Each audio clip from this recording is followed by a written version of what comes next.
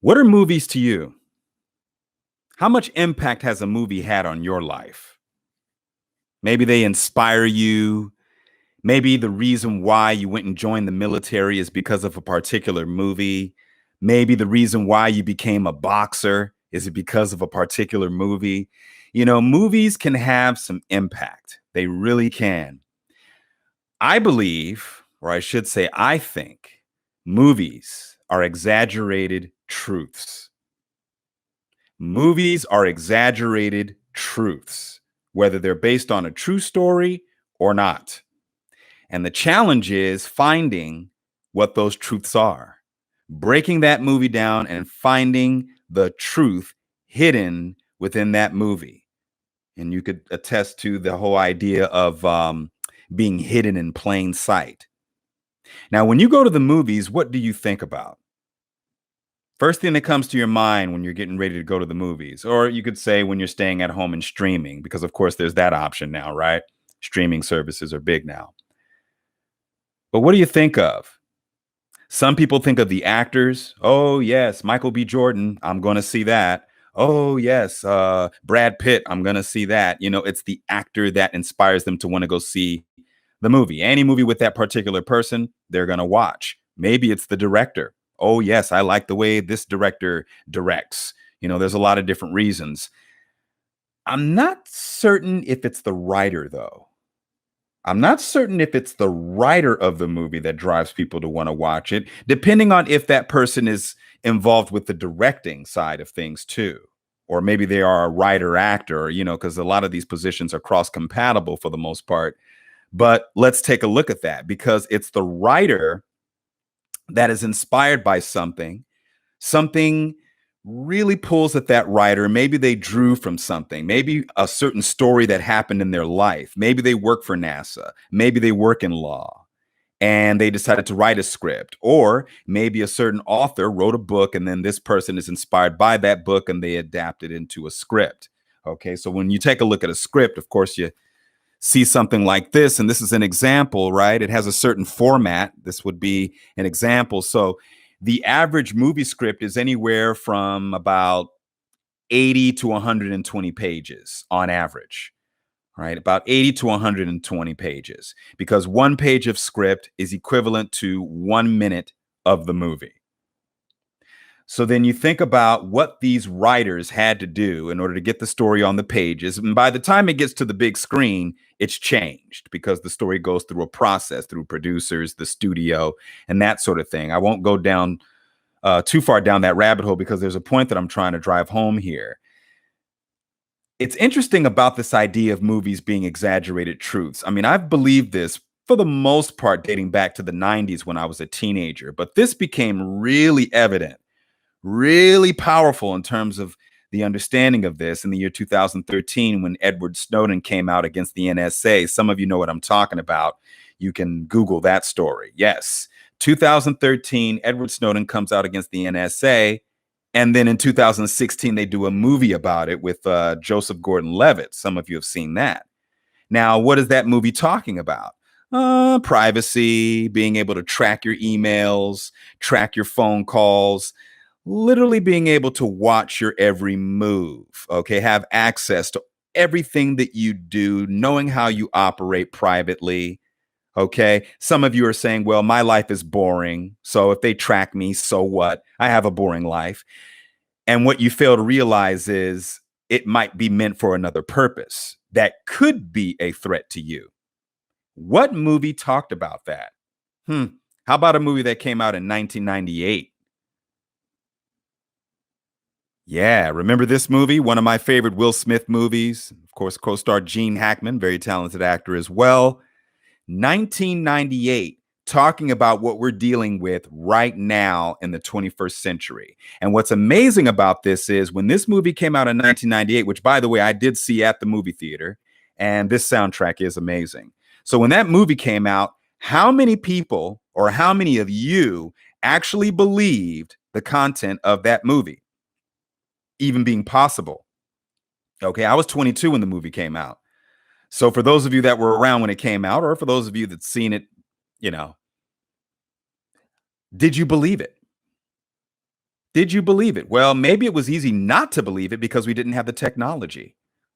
Cell phones were around, but they weren't as big as they are today. The internet was around, but definitely not what it was now. There was no social media in 1998. We were barely getting into the tech age, barely starting off in the 90s in terms of accessibility. Okay. And so a movie like this really threw people's heads for a loop because they're sitting there in the theater and they're saying, how can they do that? Like, how can they track my every move? And why would they want to do that? Why would they want to track everything that I do? Why? Especially when I have a boring life. I'm not important. I'm no threat. Why would you want to track me?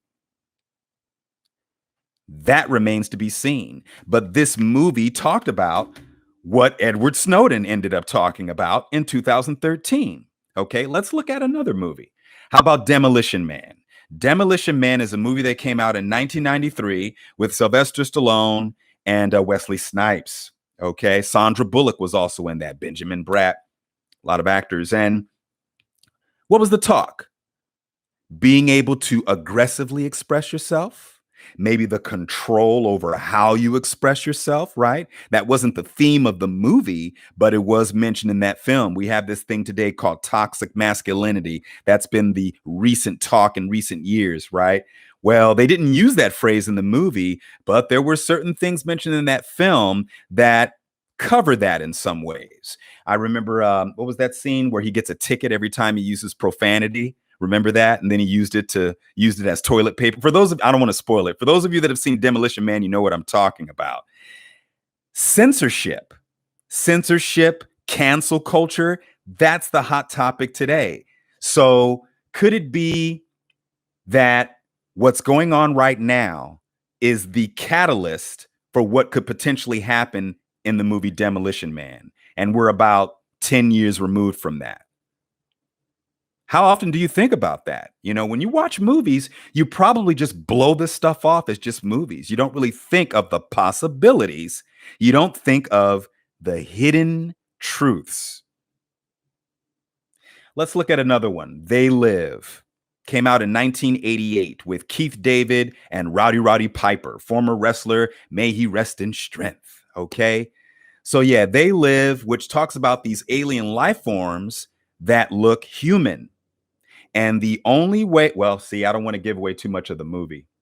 Yeah, I don't want to do that. You'll have to check it out. They Live. I highly recommend it. Sort of a cheesy late 80s movie, but it's the idea of hidden truths. Hidden truths revealed. Okay? Hidden truths revealed. Again, movies are exaggerated truths. They take a little bit of truth and exaggerate it with all these characters, all these story subplots, and throw it on the big screen. And you're sitting there smacking on your popcorn, eating it, or having a Netflix night, or whatever service you use. At this point, there's so many, right? Let's do another one. Let's move into the 21st century. How about the movie Get Out? That's one of my favorites in the last 10 years. Get Out. Cloning was a theme. Racial undertones in association with cloning was a theme. Maybe the use of melanin and how to replicate that, right? If you haven't seen it, check it out. But again, the hidden truths in movies. You look at this particular group and how they're portrayed in the movie. Why are they portrayed that way? You look at certain stories, them being told, and then 20 years later, it comes to fruition. Okay. Did the person who wrote that know something that most people didn't know? And it just so happens that the movie was created. I mean, there's a lot of stuff that you can go down. There's so many rabbit holes to go down, but the impact of movies is definitely there. Of course, there's the good and the bad. I mentioned that some of this can inspire you. Yes, it can inspire you. There's certain characters that you base your life on. There's people that base their life on movie characters. Look at the power that that has. Now, of course, there's a shift going on with the movie industry because there's a lot of people becoming more aware of things. We're in the age of awareness. And some people are like, you know what? Maybe I shouldn't pedestalize these celebrities so much. Yes, they're great actors. They're great performers. They put on high quality performance. Good job. But to pedestalize them and believe in everything that they talk about, is that what I should be doing? To believe in a certain political view, to have certain religious views, social views? Should I let them dictate how that should be done or how I should conduct myself? I mean, it's amazing the impact that a movie actor has, or just movies, period. They can be used for a lot of things, not just escapism. It's not just about escaping for 2 hours. It's about certain ideas, certain awareness. When you think of who wrote the story, why did they write it, where did that story come from, why are they putting this image out there? Okay. Of course, there's monetary gains, but you think of the other underlying factors. And how far back does this go? Well, movies haven't been around for that long, about the 1890s. When you think of Hollywood in terms of the industry, it's about 100 years old, maybe a little. Well, the name Hollywood is a little over 100 years, but the Hollywood sign will be 100 years old in the year 2023. So you think of movies starting in the East Coast right about the 1890s, moved to the West Coast between 1907 and 1915, right? And keep in mind that in the early part of the 20th century, movie actors were frowned upon. Movie actors were frowned upon. They were not always treated like royalty. Okay. People didn't worship the ground that they walk on, throughout their entire existence. Okay. You think of a person like Sid Grauman, for example. Oh, this is big. Sid Grauman, 1922. He comes up with the idea of the red carpet movie premiere. Okay. Now keep in mind, a YouTuber today gets more respect than a movie actor in the year 1911. Okay. YouTubers today get more respect, even though YouTubers don't really get all that. Well, actually, they do. I think YouTubers are going to have even more respect. In fact, YouTubers might replace Hollywood. Watch out for that, because there's a lot of YouTubers that are rising up in the social ranks and the media ranks and that sort of thing. But as a collective, YouTube still hasn't hit the way that Matt Damon or Michael B. Jordan has hit. People still look at movie actors as the standard for excellence in terms of entertainment, let's just say. But YouTube may change the game in terms of that. But when you go back to the early part of the 20th century, movie actors were low class. So then Sid Grauman decides to roll out red carpets and treat actors like royalty. He wanted to change the way we perceive movie actors. He wanted to elevate their status. So the very first red carpet movie premiere happened in Hollywood at the Egyptian Theater, which is still there, in 1922. And boom, that would change the ball game. So then you have the movie actor becoming important. And if the movie actor is going to become important, the movie is going to become important. And if the movie is going to become important, then the ideas associated with the movie are going to become important. Now, the people affiliated with these movies can be used to sell products. Oh, they can be used to push certain ideas. They can be used to manipulate this and manipulate. Like I said, the power of image. The power of image, folks. Now, some of you already know what I'm talking about. Some of you, this is nothing new. You've already got it figured out. Good job. And I'm not saying that movies are terrible. What I'm saying is it's important to know what's going on. It's important to understand the ideas related to this thing called movies or entertainment as a whole. You don't pedestalize these things. You take what's useful and dismiss the rest. I say it again. Yeah, the power of image.